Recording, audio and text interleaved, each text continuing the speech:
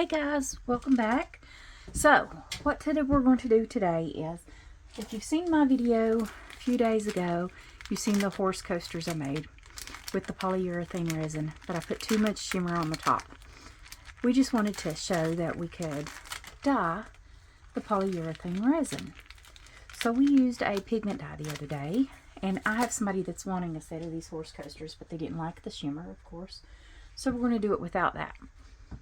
And we're going to do the background with a mica powder and see if it'll color that way.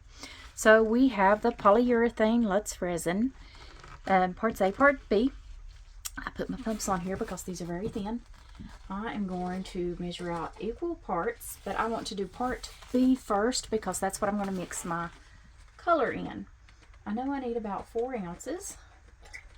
So I'm going to get this in my cup.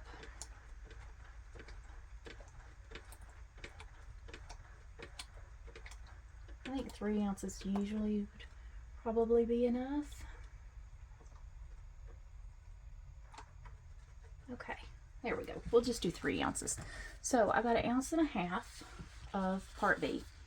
And I have this mica powder. She wants the color of a rope. And this is the closest thing I have to it. So, I have my part B polyurethane resin, and I'm just going to take a little bit of this because we know it's going to change.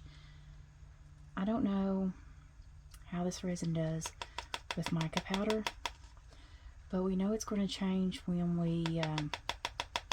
it cures, because it cures white and it's going to change color. So, we'll see. I'm just going to see if I can get this mica powder to mix up. Okay. I see a lot of little clumps in there. Does that look more gold? That looks more gold to me than rope color, don't you guys think? It sure don't look like the color it was supposed to be. I think I might drop a little drop of little bit of brown in this, because that's gold, but it mixed up really easy. So don't want to put any more of that. This is a dark brown Pearlex jacquard. I'm going to put a little bit of that in here. See if we can get it to tone down more to brown.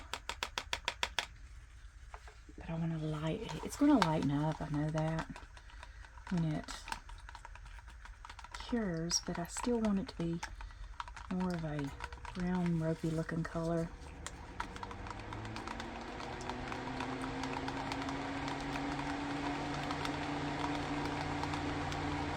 Okay. That looks more brown. I think that'll be okay.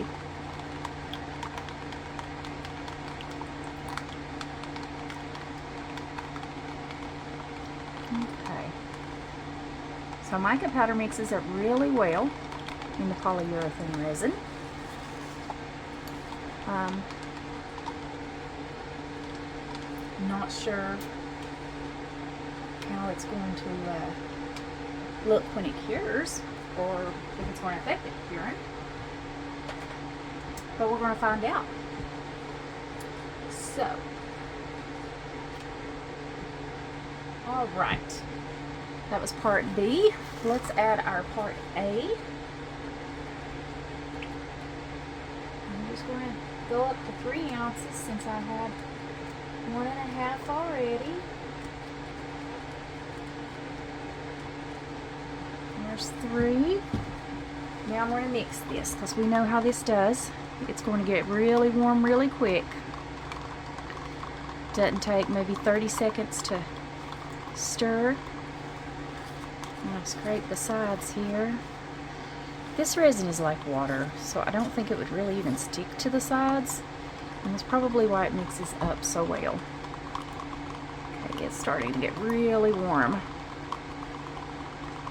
So I'm going to start pouring this out.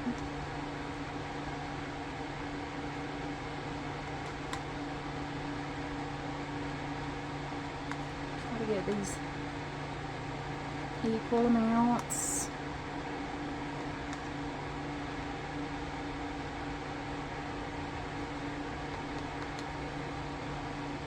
I'm going to go all the way to the edge.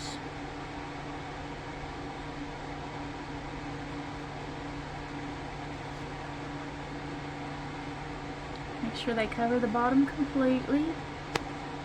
This one probably could use a little more. And I am out. I might be able to get a little out of there for it.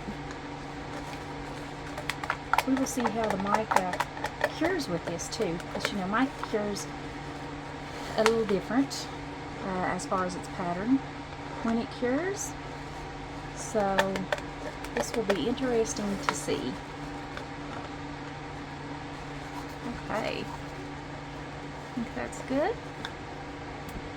Let me stick off here. Gloves. Alright. Okay, they all look pretty good. On a little heat gun. Where's he at? Just popped a few little bubbles.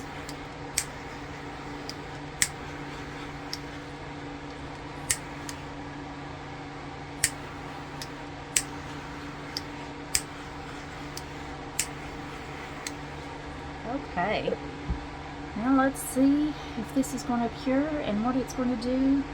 It looks like maybe this one's starting to change color. Maybe here, a couple little spots throughout. Interesting. It looks like there's little bubbles all through. I wonder if that's the pattern that it's going to give us. Got little micro bubbles maybe. Okay, it should start curing in just a few minutes, if it's going to cure. I think so. I can't really tell, can you guys? Alright, instead of making y'all sit here and wait, I'm going to give it 10 minutes and then I will be back. Hey guys, so it's only been a couple of minutes since I last talked to y'all. But I can see it's starting to cure. It's starting to turn white in the centers down here. So it looks like it's going to work. We'll give it a few more minutes and see how it goes. Hey guys, so it's been 15 minutes and these have cured. They've cooled down a little bit. They kind of look like the color of a really light chocolate milk. That's what I think anyways. So we're going to put our stickers on here.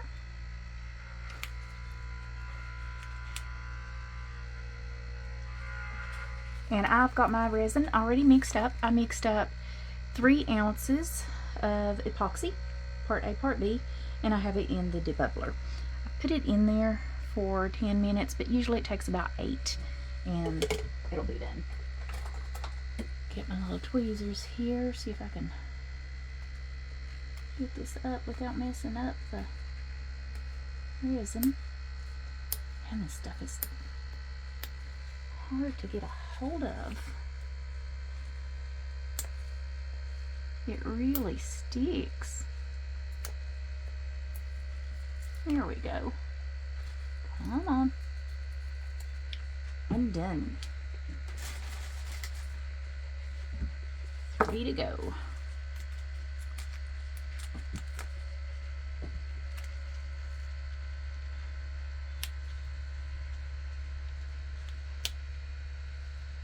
These are really sticky. I want to see if it'll come off without me having to press down on it, because this is sticky. Yeah, there we go.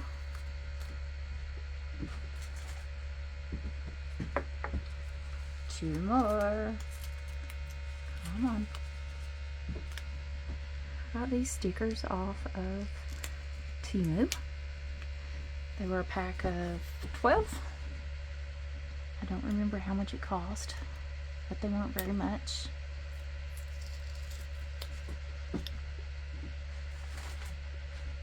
The coaster mold I got from Pouring Your Heart Out. These are awesome molds. They're really good quality, well worth what you pay for them. Okay. Get a hold of this one. Come on. There we go. Alright.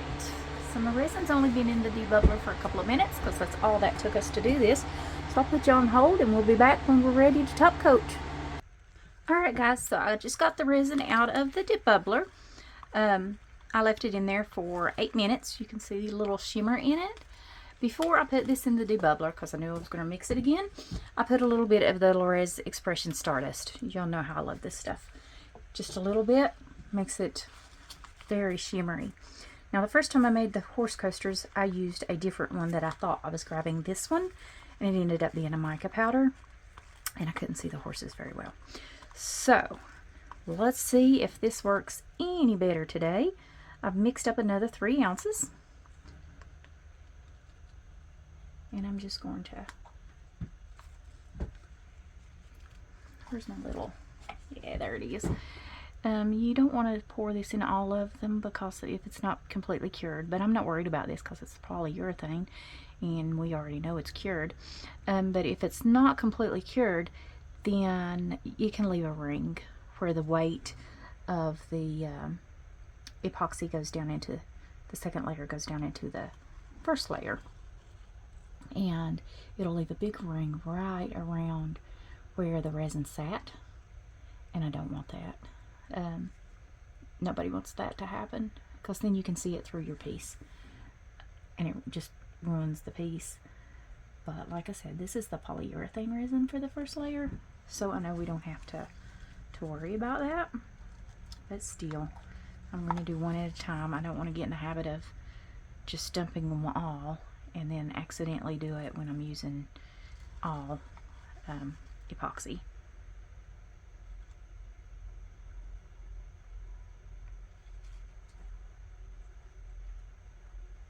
These are really pretty.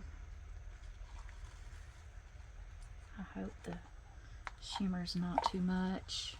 I don't think it is, but these are for a specific person that has ordered these, and I'm not sure how well she'll like the shimmer. Okay. I mixed up 3 ounces and we still got about an ounce left, but I'm going to dump it in each mold because we have the room. I'm just cleaning off my silicone stick here. I love that thing. All right. Pour a little more in each mold. I want them all to be about the same.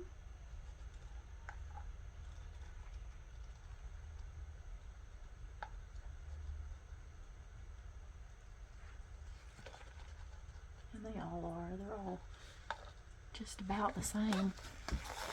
Can't see hardly any difference. Okay. Get all of this out of there.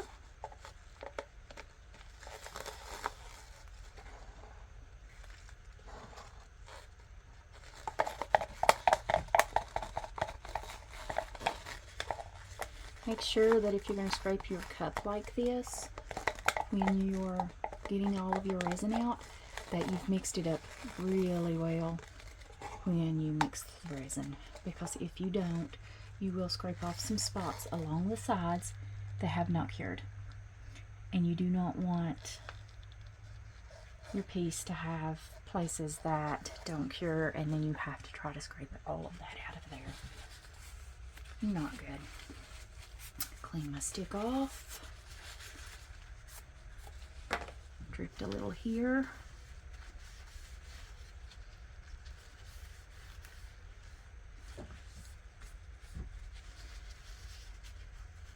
Get it off my mold. Now you could, if you drip it on the mold, you don't have to worry about it. It will peel right off when your piece is done. Okay. Now, I have a little silicone thing over here that I ordered from Windows something or another. I don't remember the name of Little Windows. And it's for doming. It's a doming mat, but I use it to turn my cups up on their side and let them drain out. And then I take the pieces that are on the mat and put in a cup for when I do bigger projects that I can use them as fillers. Like if you're going to paint a mold. I have a turtle mold of Pouring Your Heart Out that I want to do, so I'm just saving all those little pieces because this mold is huge and I want to use it to fill that mold up so you don't use as much resin. Okay, a little heat.